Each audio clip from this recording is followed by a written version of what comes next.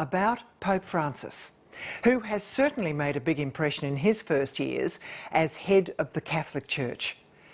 The cult of personality around this man has touched people of faith and those with no faith at all, who take delight in what they see as his visionary leadership and openness to change. This story focuses on the origins of the man. Born in Argentina, he was at a relatively young age given great responsibility in the Jesuit hierarchy, where he earned a mixed report card, as you'll see. He then experienced a series of events that totally changed his perspective and approach to his vocation. Annuncio vobis gaudium magnum, habemus papam. On the 13th of March 2013, a relatively unknown Argentinian Jesuit was elected leader of the world's 1.2 billion Roman Catholics. His simple, down-to-earth style has roused affection from believers and non-believers alike, and given hope to a church that was rocked by scandal, corruption and division. Francis has crystallized a new vision of the church. It's a vision that includes everybody. He has managed to touch something which leaders in the church haven't managed to touch over the last 20, 30, 40 years. The Pope, who describes himself as a sinner, is indeed a man of contradictions. And he wasn't always as popular as he is today. He was almost hated by some Jesuits. He provoked a tremendous division. But he also has a dark past, and he will have to answer for that at the end of the world. ¿Es así? Sí. Who is Jorge Mario Bergoglio? How did the man who was loved and loathed by his fellow Jesuits in Argentina become Pope? And can he revolutionize the Roman Catholic Church? Francis Bergoglio, saying the church is falling down, God is sending me to repair the church. There's really just a growing confusion about what the church really teaches. The big issue, the one that he's not really got a handle on yet, and that is the issue of women in the church. His head is like Games of Thrones, in a good way.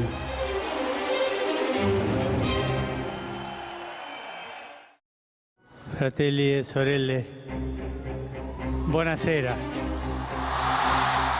From the moment he stepped out on the balcony of St. Peter's, Pope Francis set a very different tone for his papacy. In just 2 years, he has put Catholicism back on the map as a faith that has something to offer a troubled world. He's tackling big issues head-on: accountability at the Vatican Bank, reform of the Roman Curia, and is driving a new vision of a church for the poor and marginalised. But can the man with a reputation as a divisive hardliner hold the Roman Catholic Church together and revolutionise it at the same time?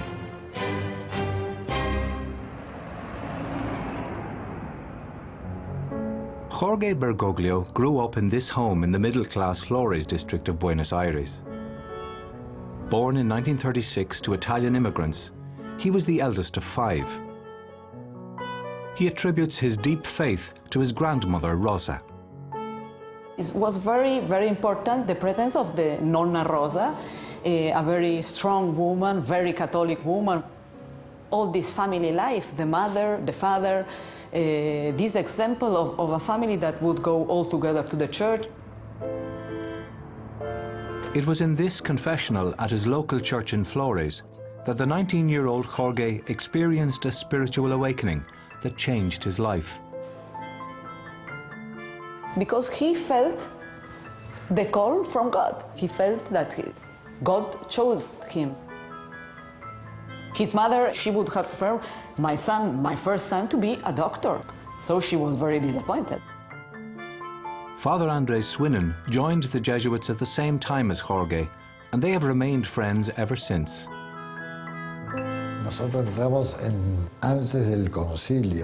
We entered before the Second Vatican Council. Everything was uniform in the church. We were very good friends with Bergoglio, and we made mischief together. We had the same vision, of course. A lifelong friend and mentor of Bergoglio, who taught him at the seminary in Villa Devoto in Buenos Aires, is Father Juan Carlos Scanone. Bergoglio fue mi estudiante. Bergoglio was my student. He was very good, but not among the very best. Buenos de todos. As a young student, Jorge fell ill and almost died from pneumonia. A very severe pneumonia. They had to operate on him and remove a piece of his lung. That's why since then he speaks quite softly. In the 1960s, Pope Judd was out of touch with the world. But the implications of these reforms in far-flung places like Argentina was difficult to grasp. Suddenly, it was as if the council had opened windows and air came in. For many, that was disorientating. It was a time of the Cold War. Marxism was causing political instability in poverty-stricken Latin America and was also influencing the church. Jesuit identity was changing, with some priests moving into small experimental communities among the poor. There was a new approach to training the young students, which addressed the problems of poverty and social injustice, as well as spiritual matters. There was the Third World movement of priests going on, and these were very badly looked upon by the military. An ex-Jesuit that had been working with me became a guerrilla and was killed. The Catholic hierarchy supported regimes in Latin America that opposed communism. In Argentina, the state was particularly nervous of priests meddling in politics. In 1973, at the age of just 36, Jorge Bergoglio was elected provincial of an order that was in disarray. He quickly set about depoliticizing the Jesuits, refocusing them on a more spiritual path. He was very conservative and traditionalist. Got rid of all the progressive theology. He banned books on liberation theology from the library. He reinstituted a lot of old liturgical practices. Bergoglio began to row back on reforms he believed were politically driven rather than based on the gospel. Against opposition from more liberal Jesuits, he started closing small communities and insisted on a more traditional formation for the students. Many Jesuits supported his reforms. He began to put the province in order. He did a good job. Of course, he was a very young provincial, and that was part of the difficulty he had. He handled himself with a lot of authority, and sometimes that was problematic. It's very rare that a man should be named provincial when he's in his 30s. He suddenly had to take care of the whole province. He was very much a leader always among the Jesuits.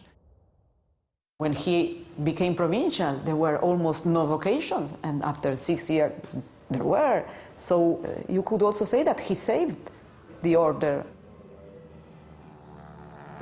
Amid political chaos, a military junta took power in Argentina in 1976 with full support from the Catholic hierarchy.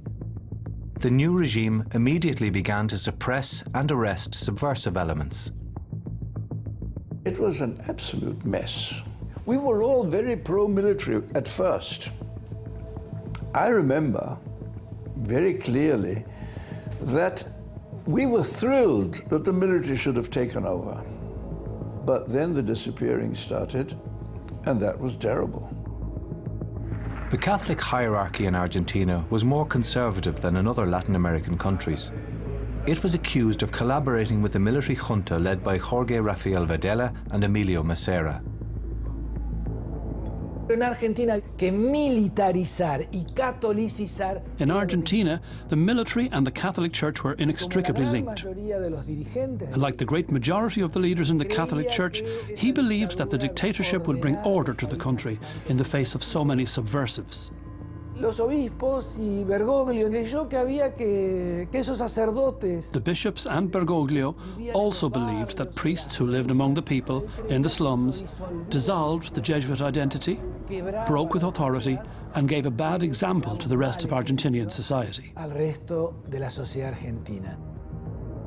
When the military took over in 1976, everything related to liberation theology was seen as communist and Marxist. I was labelled Marxist, which I never was. For Bergoglio, the priest's work with the poor had to be rooted in the gospel, not in any political ideology.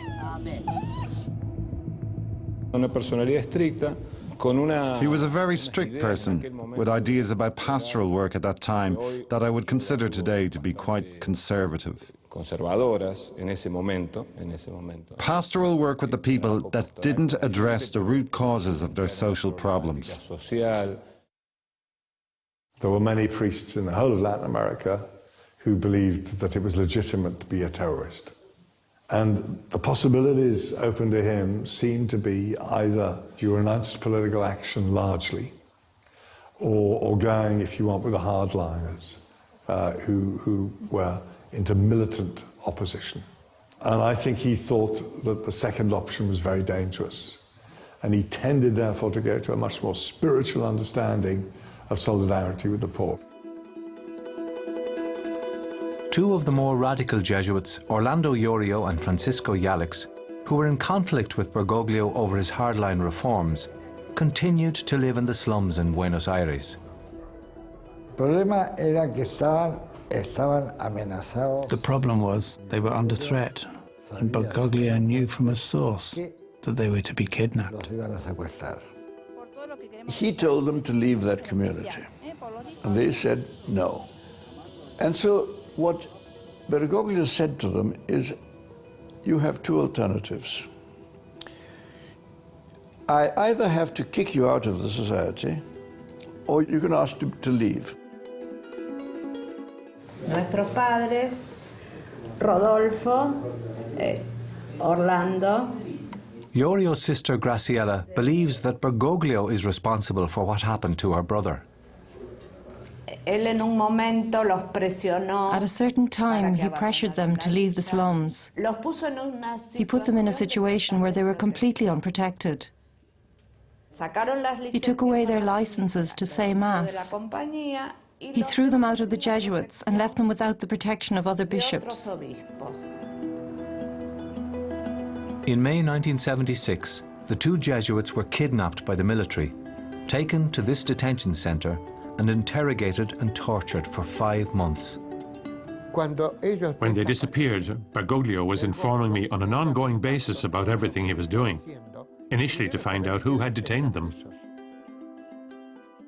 I imagine a man in his position must have had a terribly difficult time to save his people, and at the same time not make too many ripples with the government that would only make things worse. Then, a month after the kidnapping, 5 Palatines from the Irish parish of St. Patrick's in Buenos Aires were murdered and denounced as communists. Bergoglio had been spiritual director to one of the priests. I felt like someone in a war zone, with people falling all around me.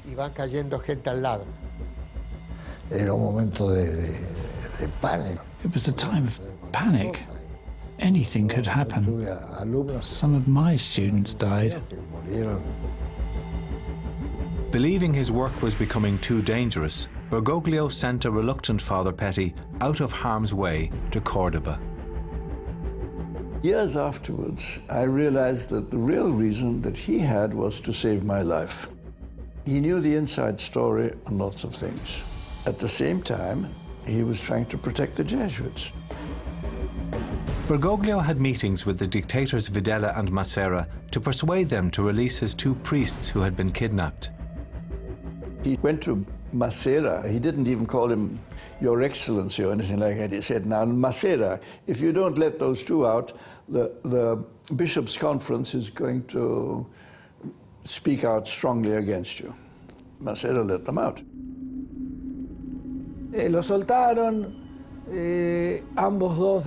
When they released them, they both immediately declared that they felt abandoned by their superior, who was Bergoglio.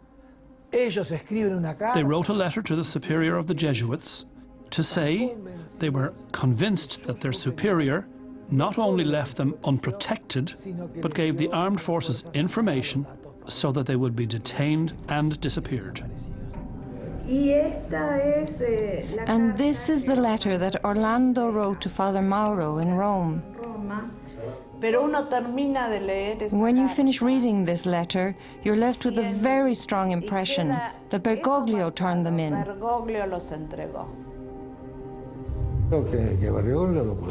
I don't think Bergoglio put them in danger. At that time, everyone was in danger. Father Iorio took me to the place where he was tortured, and he told me that the questions they asked me were things that only my superior knew about. I believe that's not true. Certainly the military had the phones tapped. They certainly did suffer, but I don't think that Bergoglio had anything to do with that. Not at all. Above all, because during that time he was regularly telling me what he was trying to do for Iorio.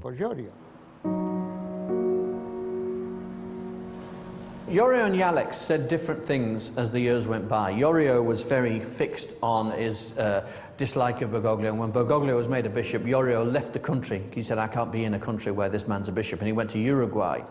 He was never reconciled, and he died in Uruguay. But the other one, Jalex, who's now living in a retreat house in Germany, he met Bergoglio when he was archbishop, and an eyewitness told me that the two men fell upon each other and wept bitterly, and they then said Mass together. For years, Francisco Jalex maintained that Bergoglio had denounced him to the military. However, a few days after Pope Francis's election, he issued statements retracting that and said that they are now reconciled. That the reconciliation happened indicates that there was something that had to be reconciled. We are absolutely convinced and absolutely certain that Francisco was pressurized. It's very difficult to see his rising popularity. But he also has a dark past, and he will have to answer for that at the end of the world. Bergoglio's main mission was to protect his Jesuits. In other countries in Latin America, many Jesuits were being killed. Was he in a position to do more than he did? That's the question. He was not a bishop, so he didn't have the power of a bishop. The evidence tells that the ones who did more were killed. Not everybody is called to be a martyr. The opponents of Bergoglio said he betrayed them. My examination of the evidence is that he didn't actually betray them, but that he was arrogant and stubborn and reckless in the way that he locked horns with them. His pastoral relationship as their overseer broke down. That failure on his part has haunted him ever since. Bergoglio's reputation among the more liberal Jesuits went into further decline when the old Jesuit Salvador University, which he'd handed over to a right-wing lay group, granted an honorary degree in 1977 to the dictator Macera. We were very angry about it, because we knew who Macera was, of course. The principal oppressor in Argentina, Admiral Macera, the person who was responsible for kidnapping Jalex and Iorio. In 1979, Bergoglio was made rector of the Jesuit seminary, giving him direct control over the students. This further angered the liberal priests, who were deeply concerned about his influence over the younger Jesuits. Father Rafael Velasco was a student at the time. His vision was marked by a very orthodox theology, definitely European, very critical of liberation theology. He had a way of thinking that was very critical of voices within the Jesuits that had a different way of seeing things. He was greatly admired among the Jesuit students. In some cases, there was a cult of personality around him. Some even referred to him as El, like God. He was too much of a controversial figure for the young Jesuits. I mean, some were absolutely pro him. He couldn't do anything wrong. In 1986, Bergoglio's term as rector expired, and the new leadership introduced liberal reforms in the training of the students, against the wishes of Bergoglio. This intensified divisions within the Jesuits.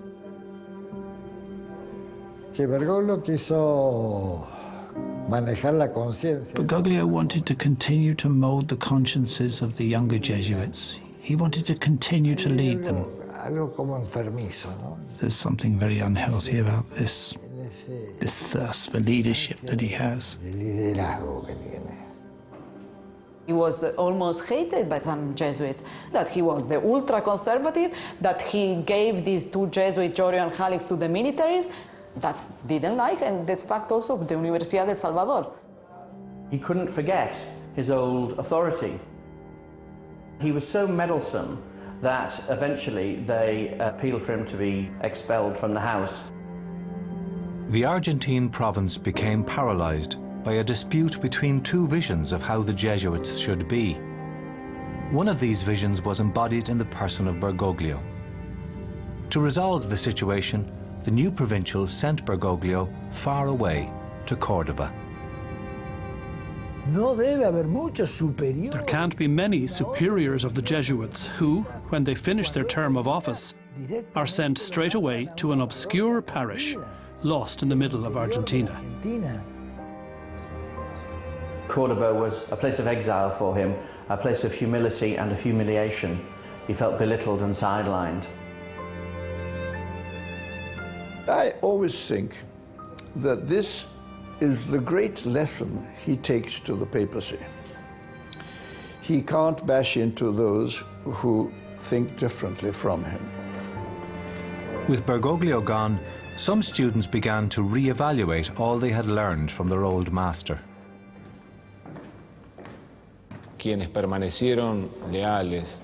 There were those who remained loyal to Bergoglio, and those of us who began to take a critical view of many of the things that had bothered us at the time.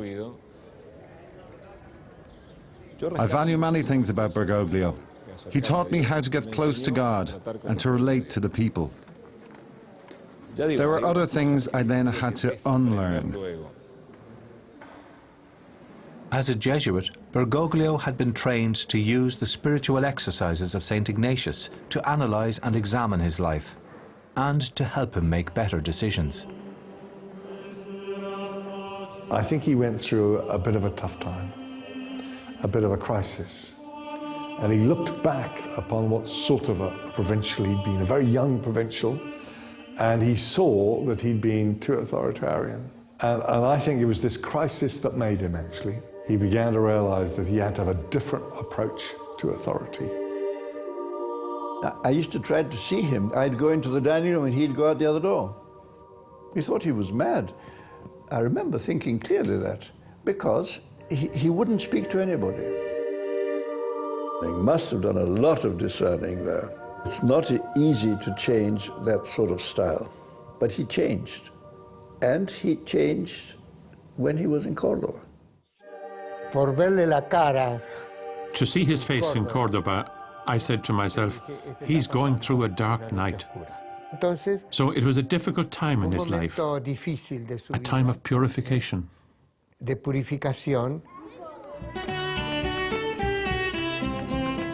After 2 years in the obscurity of Cordoba, a lifeline was thrown to Bergoglio